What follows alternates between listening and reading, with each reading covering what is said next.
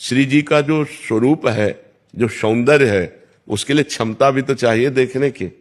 भगवान श्री कृष्ण के चरणों से जो तेज निकलता है वो सहस्त्र सूर्य कोटि संप्रभा, हजारों सूर्यों के, करोड़ों सूर्यों के समान तेज।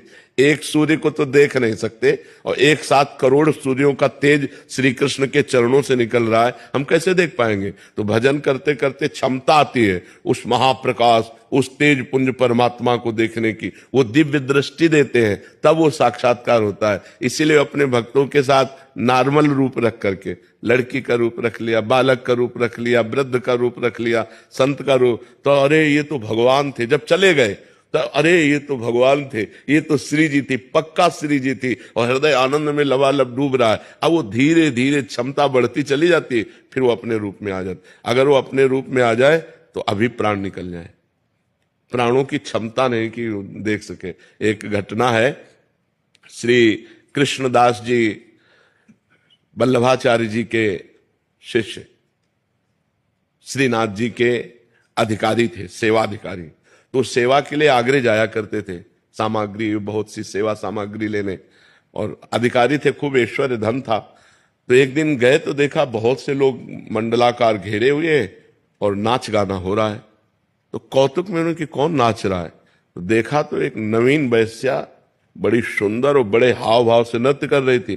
कोई 5 का नोट, कोई 10 का नोट जैसे ऐसे दे तो वो नजदीक लेने आती थी। कृष्णदास जी ने उस पर दया की कि संसारी लोगों को रिझा रहे, अगर ठाकुर को रिझा ले तो इसका जीवन कृतकृत्य हो जाए। तो उन्होंने स्वर्ण मुद्रा निकाली। जब स्वर्ण मुद्रा देखी तो भागती चली आई और आकर के अपने जो अदब करती है अदब, उन्होंने स्वर्ण मुद्रा दिया और कहा अगर हमारे डेरे पे नाचने आ जाओ तो तुमको 100 मुद्राएं देंगे सर। तो कहा आदेश करो, कहाँ तुम्हारा डेरा है?